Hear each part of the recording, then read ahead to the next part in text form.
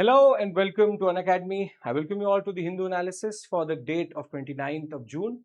Now, there's not a lot of change in timing, but today and tomorrow, which is 29th and 30th, the CNA is going to happen at 5:30 p.m. As I'm in the Elevate batch, which is morning batch, therefore I will not be able to take it in the morning. However, I'll be there with you at 5:30 p.m. consistently on today and as tomorrow. So remember 29th and 30th of June, your CNA will happen at 5:30 p.m. Please note this time. And this is just because obviously I'm in the morning batch. Now, good evening. There are an interesting set of topics which we have to cover. First, we have to talk about how 3 ships were attacked by the US in the Strait of Hormuz. Was it a legal attack? An interesting, you can say, text and context article. Quite technical also, but we would have to understand what are the larger contours, the basic contours of what it means. Then we'll talk about an editorial which talks about malnutrition and rising health issues in children. Then, as always, a new feature of the CNA, which is we are now including PIB into it. 3 articles of the PIB, one the Seychelles visit of the Prime Minister, further the aspect related to what is called as the rural AI based auditing, further the idea related to a certain conference which has been started, and in the end we have the 2 very interesting, you can say, allegation made by Pakistan on India itself, and one which is the licensing process. So it's an interesting set of articles. In the next hour or so, we will try to understand everything in the best way possible. And the idea is very simple, which is that I will try to give you information in such a way that you can use it in the examination itself and you can use it as a repository. Don't worry about the PPT. I'll get it uploaded into the Telegram channel, the centralized Telegram channel. I'll upload it myself. And do note, today and tomorrow we'll be meeting at 5:30 p.m. Can we start? Yes? Good evening. Good evening. Thank you, Manisha. Okay. Now, before we begin, remember that the Shiksha Mahotsav offer is going to end on 30th. And you have to use the code IS English to get this 16,999 price with UPPSC course. Along with that, the idea of 6 plus 6, 9 plus 9, 12 plus 12, 18 plus 18. And do remember that on 1st July, Shyam sir will be starting in the Elevate batch 3 to 5 p.m. microeconomics, and he's already been taking an orientation and a bridge course. You can join him on 1st July when his classes are going to start. I'm already in morning batch doing modern India. He will be starting the concept of what is called as microeconomics, and thereafter we have just completed Indian geography by Mukesh. Now let's talk about the first topic and what are the aspects which need to be emphasized upon. Now, the context of this article is very clear. Marivex, Settle Below and Jalveer, 3 neutral ships, commercial ships, were attacked by the US Navy by its Hellfire missile. And we also know that though there was no damage in Jalveer and the Marivex, in Settle Below, 3 Indians died. Now the question is, how do you categorize this attack? Can the US be taken to the ICJ for this? And what are the different conventions and protocols which basically govern neutral ship attacks by 2 belligerents or 2 warring nations? It's an interesting question. It's a technical question also. It has a lot of different conventions built inside it. Therefore, we have to understand it in the right context. In that sense, what we will do is we will take out the information, a very heavy article, very, you can say, text heavy and also factually heavy, and systematize everything. Now here the article says there are two major provisions or two major protocols which govern neutral ship and the law of the sea. Here the first one is called the law of naval warfare, which is called the law of armed conflict under the international humanitarian law, IHL. And the second one is something you may be more familiar with, which is called as the UNCLAUSE or UN, the law of the sea itself, which is a very well known provision. This one is a more obscure provision. This one is a provision which basically a lot of people don't know about. Now, this is a very interesting clause because these two together basically decide what happens in a strait or what happens to maritime channels, what happens to the high seas when there are two warring parties. So, let's talk about first the IHL and the law of naval warfare.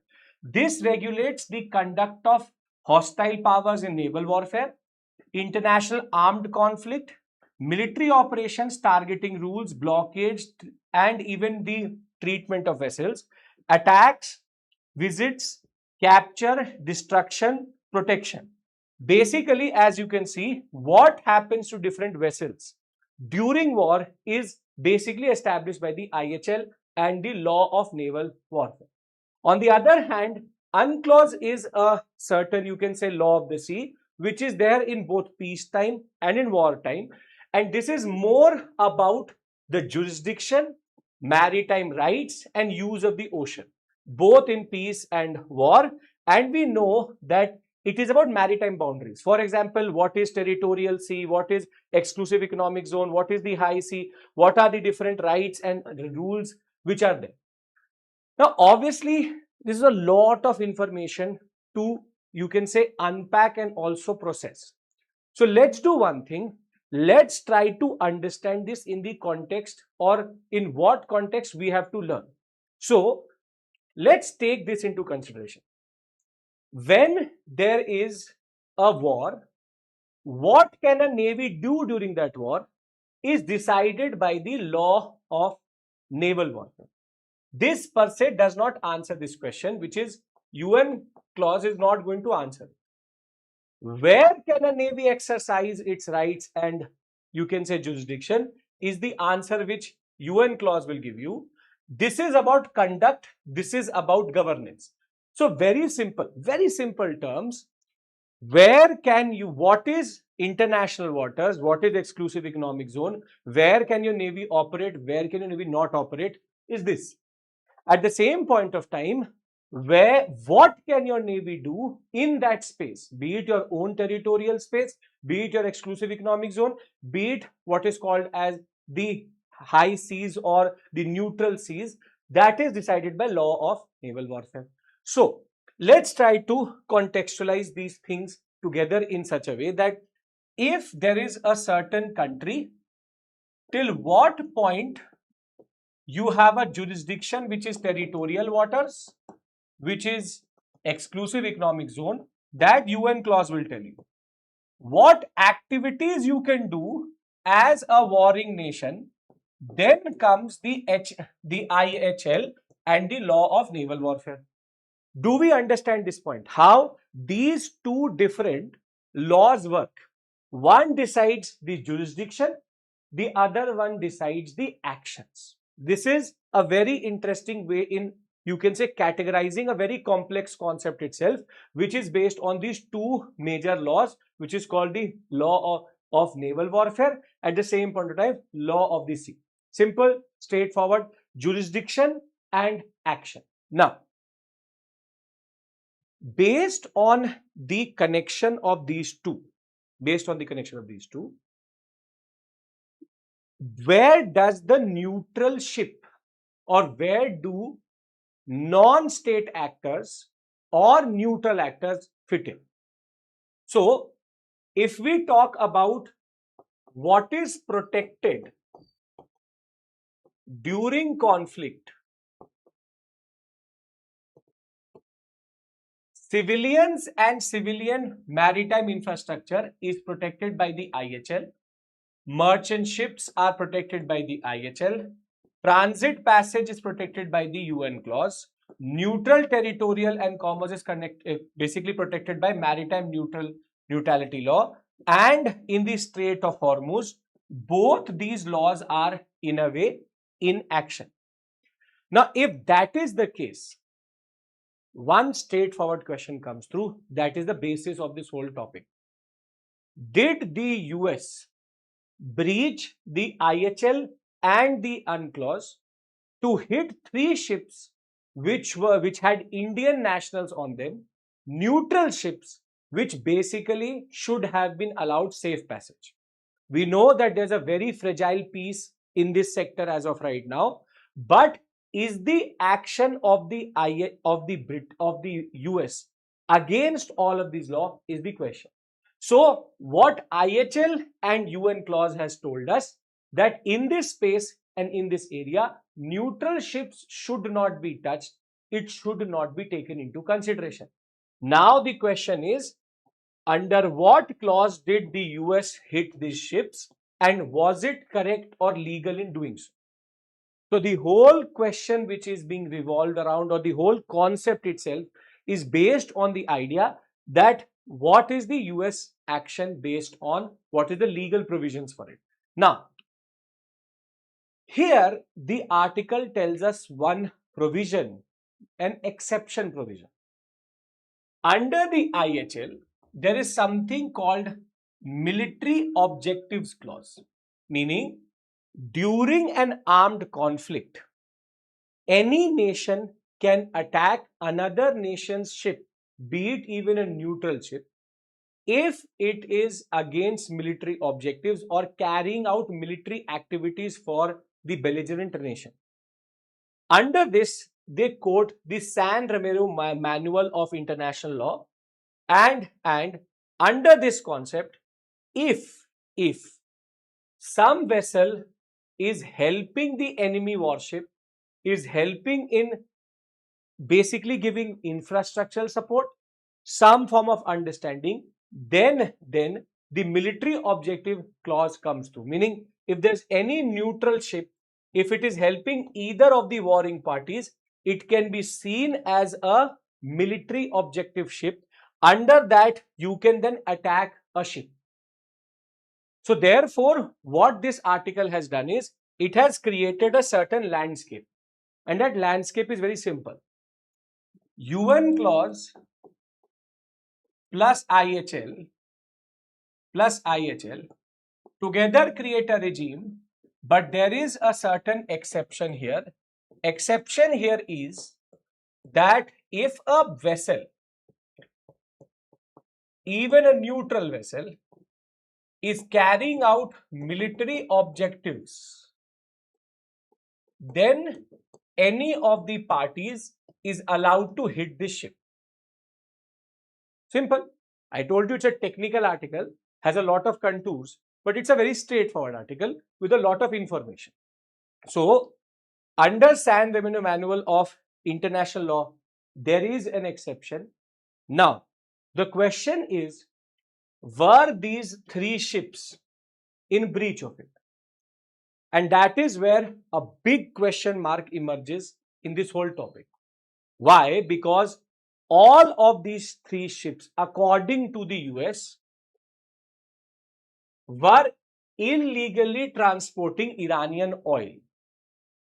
When they are illegally transporting Iranian oil, their neutral merchant vessel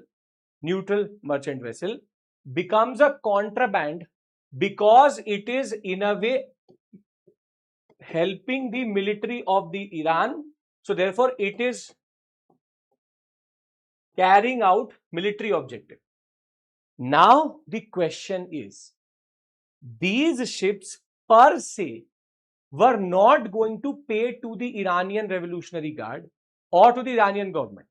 They were just taking out oil as a standard protocol. Just because it was helping the military in the form of capital and credit support does not mean that the US argument actually stands. That is the whole point, Manisha. The argument which has been pushed by the US on this concept is because the Iranian oil would ultimately help the Iranian Revolutionary Guard, therefore this is a contraband substance, therefore it would be a military objective based understanding, and therefore the US is actually correct in attacking it. And this is where there's a counter argument which says that commercial exports do not become military objectives merely because they generate revenue for a belligerent, and therefore there's a very big question which India has to now ask the US, that under what authority did you attack these ships and kill 3 Indian nationals, and why did you do it as a action first itself? There are multiple objectives available, multiple options available. Why did you attack the ship rather than diverting it or stopping it? Was it about sending a message to Iran? And because India has now been caught in a crossfire between Iran and the US, now there is a very big question mark. How do we as a nation respond to something like this? So in a very simple way, let me give you the basic gist of this article, because again it has a lot of information. There are two aspects here. First aspect is, what is the regime? The regime is that the IHL plus the UN laws of the sea together protect neutral and civilian infrastructure. However, there is an exception. Exception is the concept of military objective. But the question is, how do you define military objective? The US argument here is that these 3 ships were taking oil illegally, therefore they come under military objective clause, and therefore they can be attacked because they were helping the belligerent. But there is a counter argument to this which says that commercial ships, by virtue of providing revenue or giving revenue to a nation, do not become automatically military objectives. Therefore, how do we understand? How does India categorize this, and under which clause do we challenge it? That is the whole question here. This is basically the overall argument of this article. There is no conclusive argument for obvious reasons, because the article in itself is only talking about larger concepts, not about what is the way in which India can challenge it. But if you can understand this, you are sorted. Do you understand what is the regime? What is the exception clause? What is this military objective? How just because they are taking oil from Iran, they cannot be called as a military objective based understanding. Rather, they should be seen as a standard neutral ship just doing commerce in that sector. Megha says yes. Great. Okay. So, in a very simple way, we do understand what is this article. Now, let me give you a question on this. You can practice this question so that you can understand this concept better also. The legality of US attacks on Indian bound ships and the collateral damage is based on very shallow legal foundations. Discuss the laws which protect neutrality of maritime routes. I hope you will be able to write an answer for this. It's a very interesting question. It gives you a statement and then it gives you you can say there are two parts. Context is given. Now you have to write the answer based on the understanding. How does the neutrality of maritime routes get regulated? If you can answer this question, then you understand this topic in the best way possible and you are sorted in that regard. Nothing out of the box, simple, straightforward. If you can just as a hint to you, the IHL, the UN clause and the military objective clause. These three things have to be integrated in this article to get the maximum marks. If it is 250 words, then out of 15, you should get maximum marks only when you will mention this. These type of articles or questions or basically these type of arguments you will not find in standard books. That is why reading the newspaper is important, because it gives you more and more context and understanding in the overall understanding. Okay. I hope first article is sorted. Now, we move to the second article, which is an editorial. And this article is called, for anybody who is a beginner, this is a complete article. Complete article means it gives you problem statement, it gives you the reasons for it, and then also gives you way forward. An article which we did before this article was not a complete article. It gives you a question and it gives you an answer but does not give you a way forward. But these type of questions are very, very valuable for GS paper 3. For GS paper 3, these are very valuable because it has a lot of data. Now, let's try to establish the data first. Then we'll try to understand what are the reasons for it. Then again, we will try go with the same logic as the article itself and go to the third aspect, which is how do you come out of something like that, right? Okay. Now, the first thing which this article establishes is based on the National Family Health Survey, 5th round and 6th round, there is the following data which is now available to us. Obesity amongst women has increased from 24% to 30.7%. Obesity amongst men has increased from 22.9% to 27%. High blood pressure on 15 plus has gone from 15 to 20%. And high blood sugar amongst women has gone up from, you have blood sugar from 15 to 20, blood sugar from 13 to 17. So you have obesity numbers and you have high blood sugar levels which are given here. Now, 6%, 4%, 5%, 4%. All lifestyle-based diseases, non-communicable diseases, and the propensity is increasing exponentially. And because it includes 15 to 49 years of age, it means that adolescent, that is the whole adolescent malnutrition is something which is extremely prevalent. So what it wants to basically cater is school nutrition.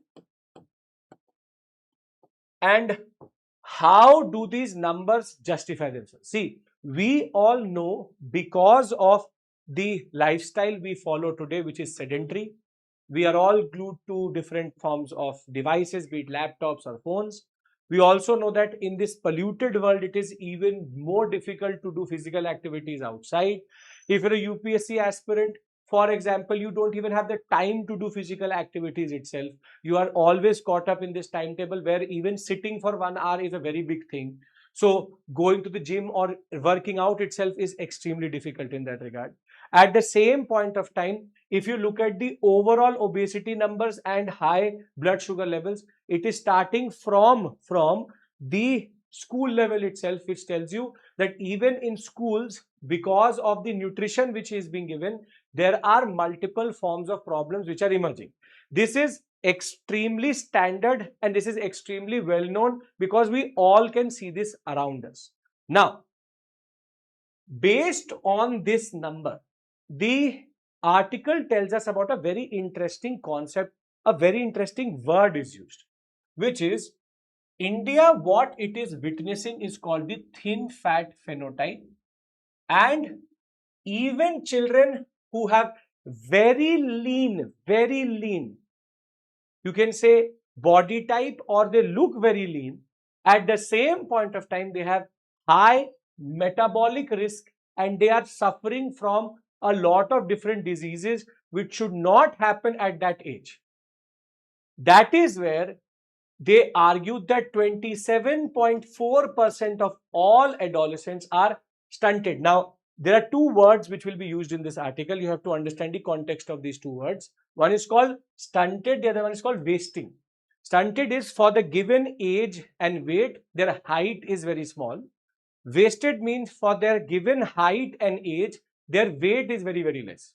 So, there is stunted development in 27.4% of adolescents, and 35% of stunted children exhibit adult levels of triglyceride and risk of diabetes and cardiovascular disease. Meaning, as early as in the age 15, 16, 18, these students have, or these children have, a very big risk of becoming diabetic or could get cardiovascular disease because they're either stunted or they are wasting.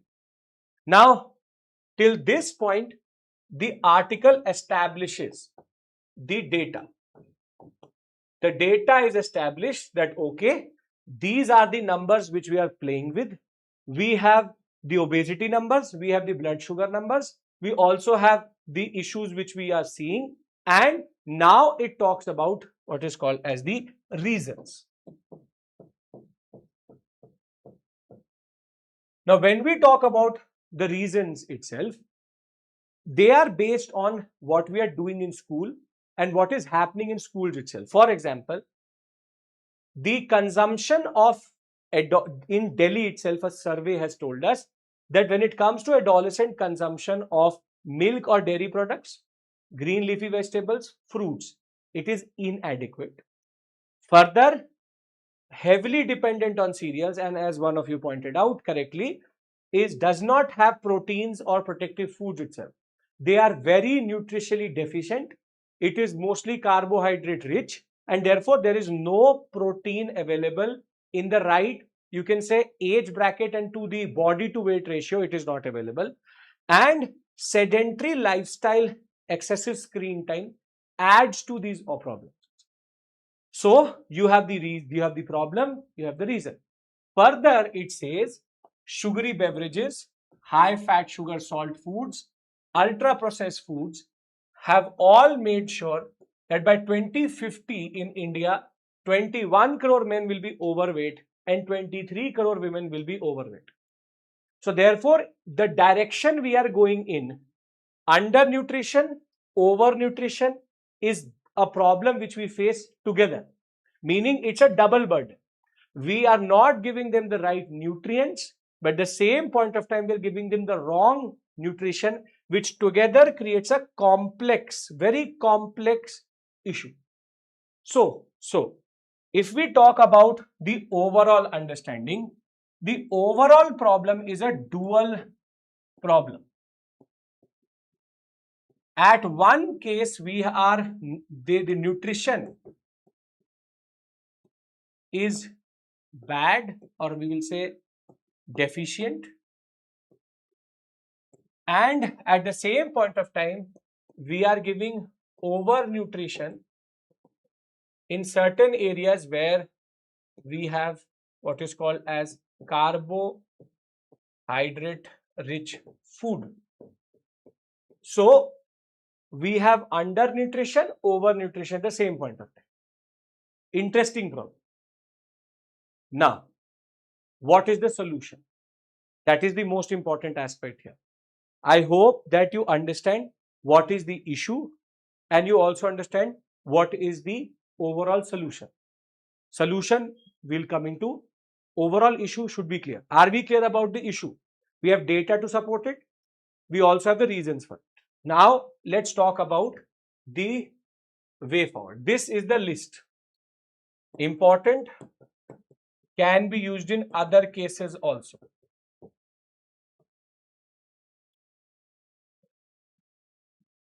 Better midday meal. Simple. You give them better midday meal, which has a better nutritional content, which basically has more protein, less carbohydrates. Simple solution. Healthy school canteens. Ultra processed food should not be available in school canteens. If it is available, it should be removed. Food demonstrations and nutritional education. The students should be made aware of the overall nutrition which they are actually getting.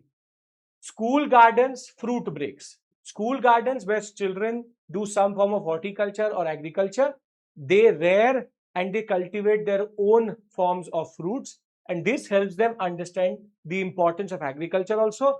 At the same point of time, they eat the same non-processed and at the same point of time without pesticides, organic fruits in that regard.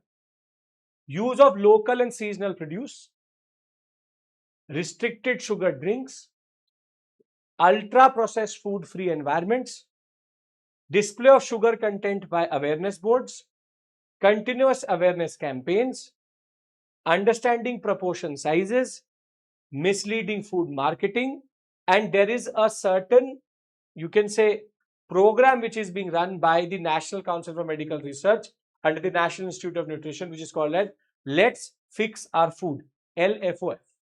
So therefore, this is a very important initiative which does the, you can say, all of this above, but also there is need to do this more at the grassroots level. Right? Yes, mental health equally important, but at the same point of time, physical health has to be also understood in the context of mental health.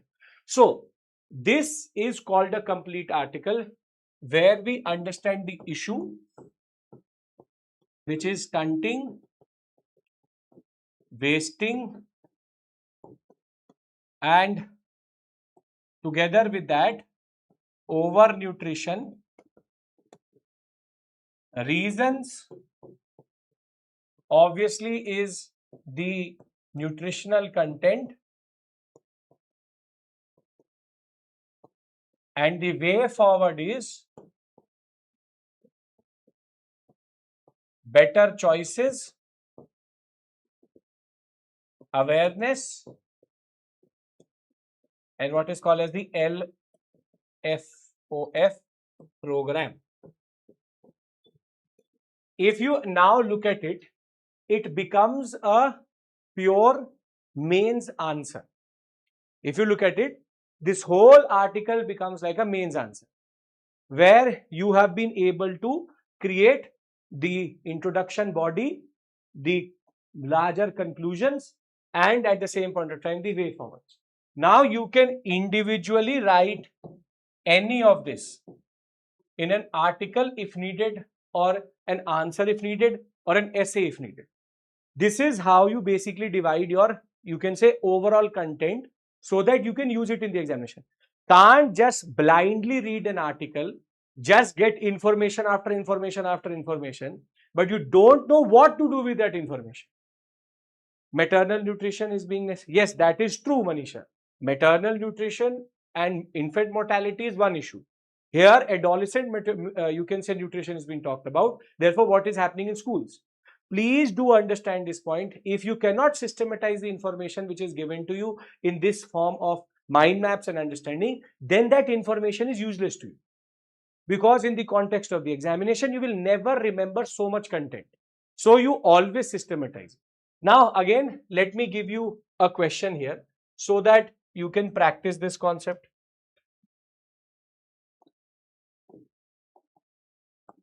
Nutrition is a double-edged sword in India. Critically, or rather, elucidate.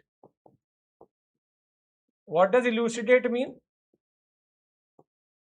For the students who are starting the preparation, What does elucidate mean? Elucidate means what? This has to be a two-way interaction. When you get a question where it says elucidate, substantiate, what does it mean? Meaning, if I've given a question where I'm writing discuss, or if I'm writing explain, how is it different from elucidate? No, explain is a different concept, elucidate is a different concept. Simple explanation. Anshu, you have given me another word for it. Elaborate, substantiate, all mean the same, but what does it mean? Detailed. Does it mean detailed? Anybody? Come on. Discuss, depth analysis, supporting or opposing. Supporting, opposing is critical analyze. Intro, body, conclusion is basic understanding. Yes, very good, Manisha. Very good. Very good. The concept is, if the word says, if the question says elucidate, elucidate means you have to explain but with examples. In a question when there is elaborate, elucidate and substantiate, you have to give them examples of these concepts. So therefore, you have to understand this point very clearly that so explain, examine, elucidate. The difference is explain, you explain the process. Examine, you create a comparative perspective. In elucidate, you explain through examples. So here you would have to give examples of both undernutrition and overnutrition. That is why I gave you the word elucidate. So if you don't know these directive words, you should understand what is the subtle differentiation.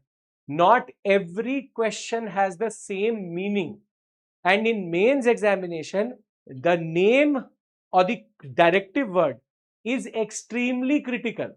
Because if you will write the same type of answer for all of them, then the examiner will realize that you are not understanding the question itself. And the biggest challenge in mains examination is to actually understand what is the need of the paper itself or need of the question itself. Please be very clear in understanding, discuss, explain, examine, critically examine, elaborate, elucidate, substantiate. Right? Great. Now, we have done the two big articles, one based on UN clause and the IHL, the other one based on nutrition. I hope that you understand these two big articles in the right context. Now we can shift to the PIB based understanding, where you will have a lot of information, but again I will substantiate and at the same point of time summarize all of it for you. In the end, don't worry, I will again give you an overall revision and summary as I always do. Okay. Now, as we speak today, the Prime Minister has now become the first Indian Prime Minister to become part or to be a part of Seychelles Independence Day. Seychelles as a nation is celebrating its 50th anniversary or 50th year of celebration of independence, and our Prime Minister has joined these, you can say, festivities. First Indian Prime Minister to do it, important. Further, as part of it, Assam Rifles, Indian Navy and the Indian Navy Marching Band has taken part in the, you can say, celebrations.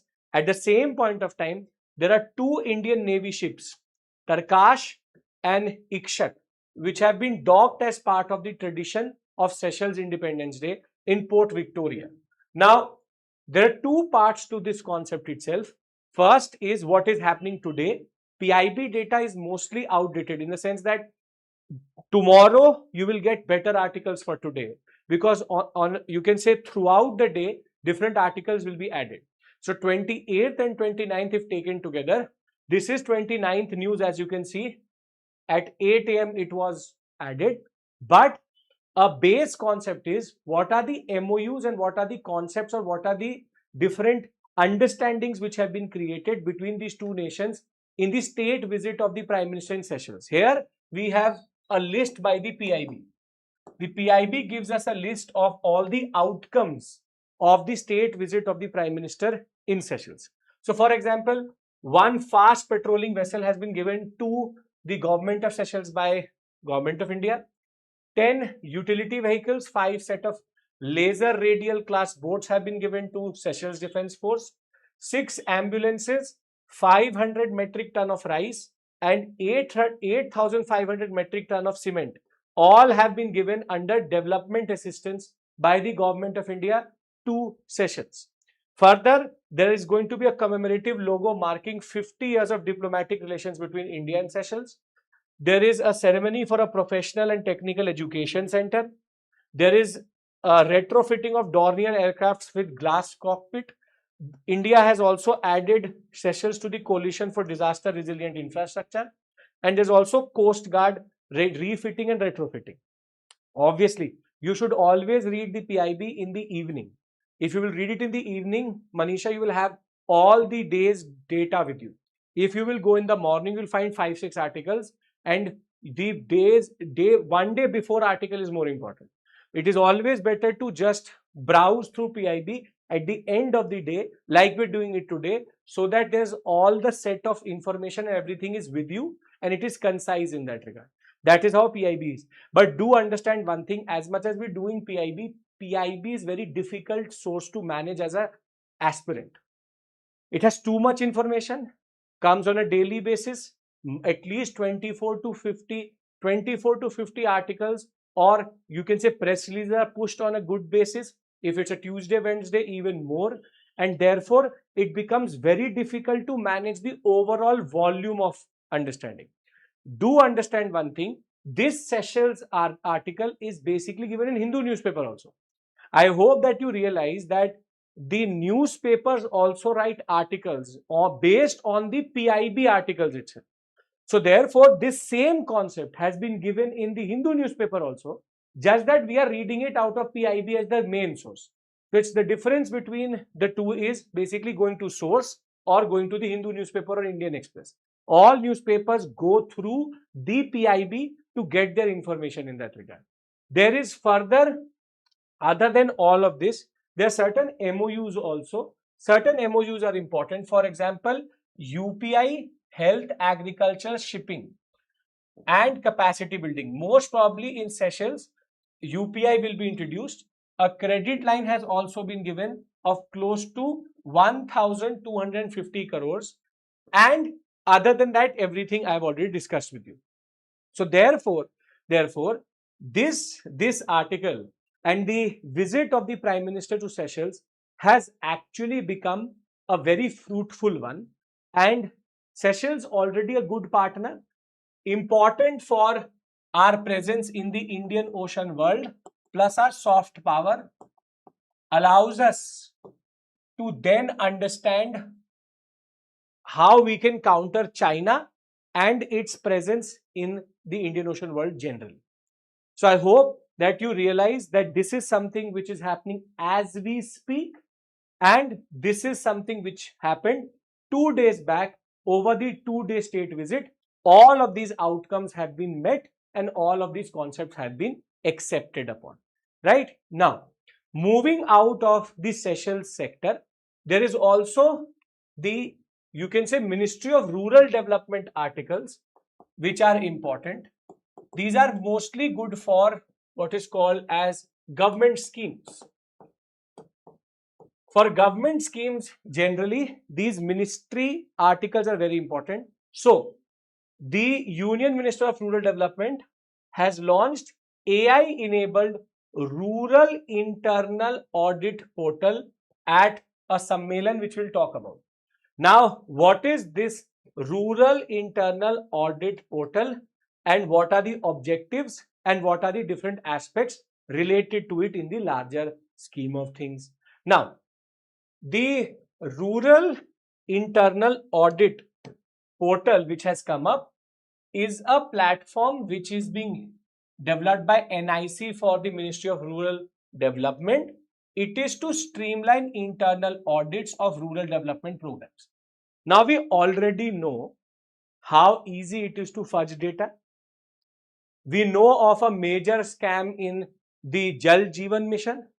We also know that over a period of time, a lot of schemes come, but what is the outcome of the scheme is not known.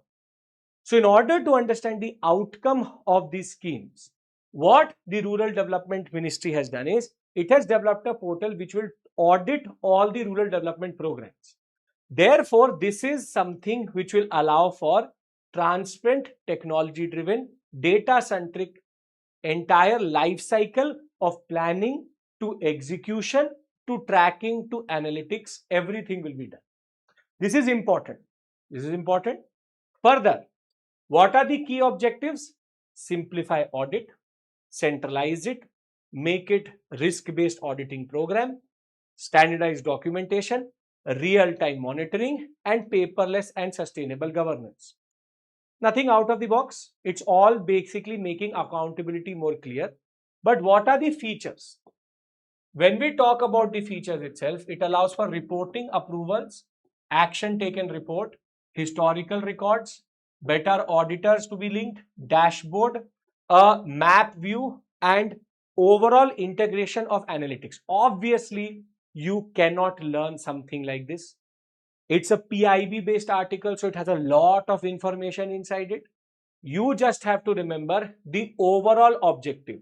The overall objective is obviously technology driven, data centric auditing, which allows for better accountability. If you are going to go into any further detail, you are using the bandwidth of your mind, which makes no sense, because after 300 days, you are not going to remember this. 150%.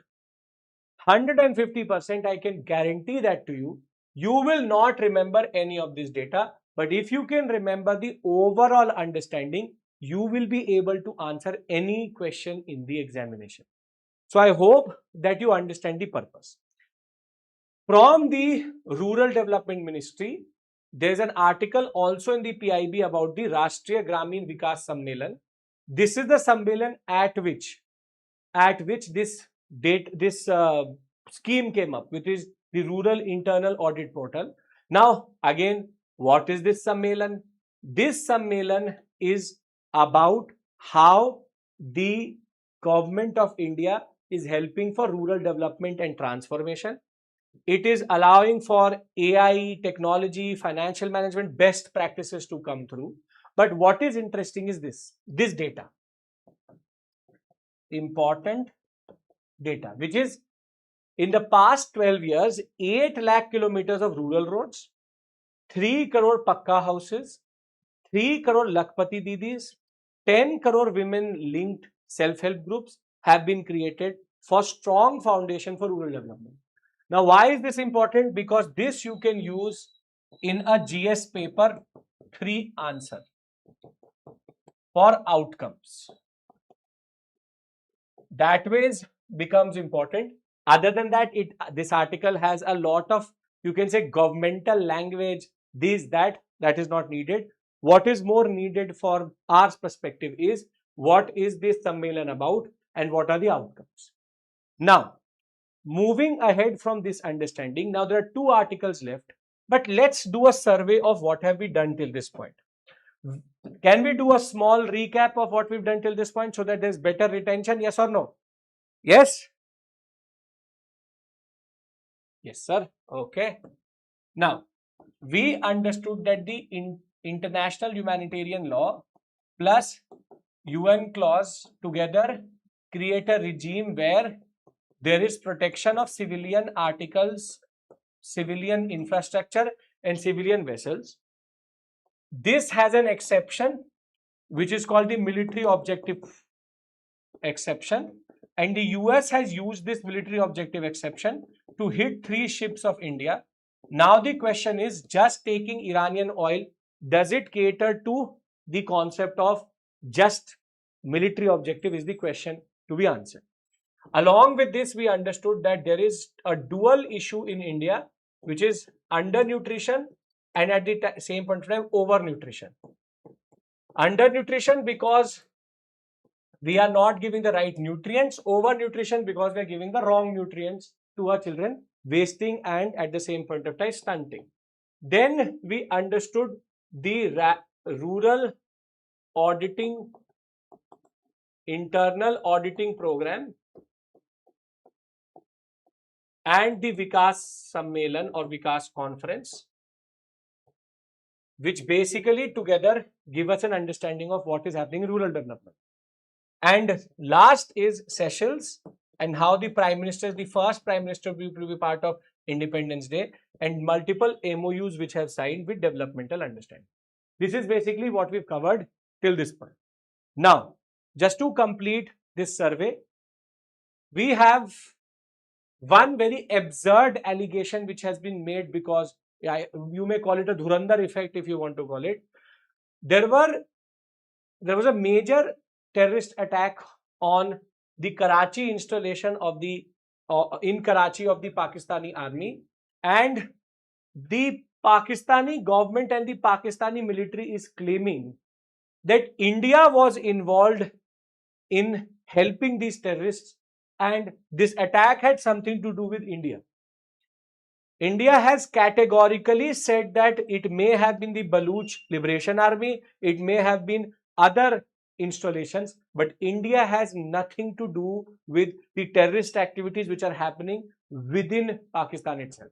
Pakistan is now paying for its own actions. Pakistan, after in a way nurturing and creating a whole plethora of terrorist organizations, has now reached to a point that they are basically backfiring on them itself. So by saying that it is Indian supported, they are just trying to dodge the bullet or they are in denial. So India has categorically said this is not true, therefore cannot be taken into consideration. The last article is about a medical devices licensing procedure concept which has come through. In order to make medical devices more affordable, but also allow them to come into India and have manufacturing in India, ease of doing better, the medical devices rule of 2017 has been amended to create licensing grant timelines. There are 4 classes of medical devices: A, B, C and D. D comprises of highest risk. Now, under the draft regulations, what is going to happen is there will be a proper timeline established about the issuance of licenses. This is important. Why? Because this will allow us to become a manufacturer of a lot of different devices which are extremely expensive when imported and are needed for our healthcare. With this, we complete the survey of what we had to set out with 7 to 8 articles based on PIB and the Hindu newspaper. I hope all of this is sorted, everything is perfectly fine, and you were able to understand everything. I will see you tomorrow in class first at 7 a.m. for the Elevate batch, but at 5:30 for the CNA tomorrow also. Thank you. Take care.